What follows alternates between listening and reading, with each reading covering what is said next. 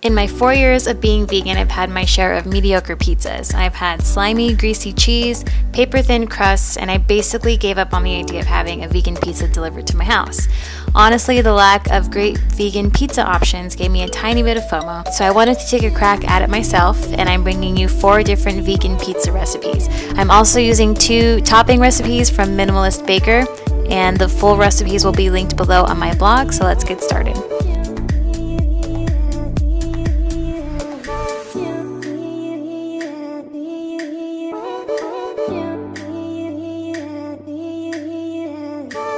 I was really surprised with how the mozzarella came out. It wasn't exactly like regular mozzarella cheese, but you have to remember that the vegan versions of things will never be identical to the original, and that's the beauty of it.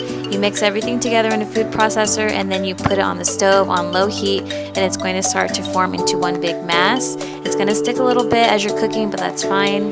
It's totally normal.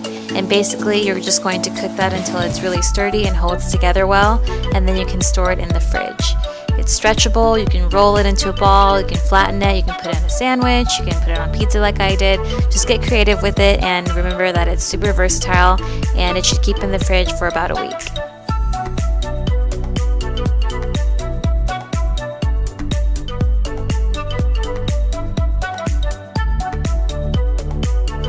For the supreme pizza, I'm using Gardine's ground beef crumbles. I added my own seasonings to this, and if you want to eliminate the soy or most of the soy out of this recipe, you can sub this for quinoa taco meat. All the recipe details will be listed in the description box below, as well as a link for my quinoa taco meat recipe. So I'm just topping with the cheese, about a cup of mixed vegetables. I'm gonna put that into the oven. The next one's fairly simple, it's cheese. This is the first one that I tried the mozzarella on, and I was really happy with how it came out. I had some extra cashews from the mozzarella that I made, so I threw together some cashew cream, so that's totally optional, you don't have to add that.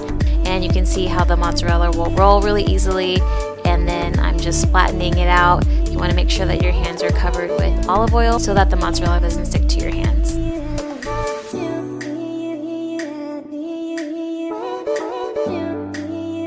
This next one was pretty interesting. It was a green goddess pizza, so I used pesto as the base instead of sauce. Still used the mozzarella, and then I added some mixed greens and then some marinated kale.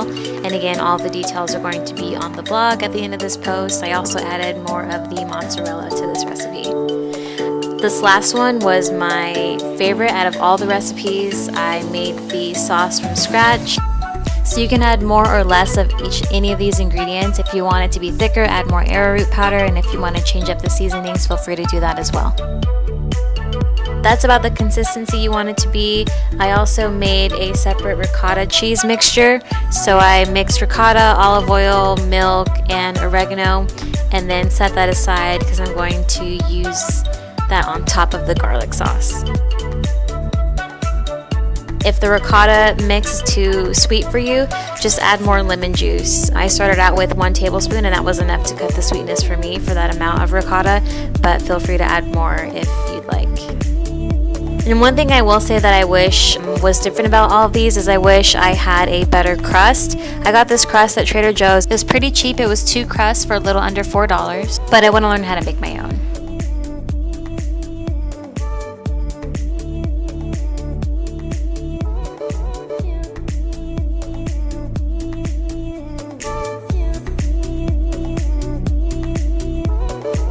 That was it. You can check out the full details on my blog, httpveganwith2vs.com, and let me know if you try any of these recipes in the comments down below. Thank you so much for watching.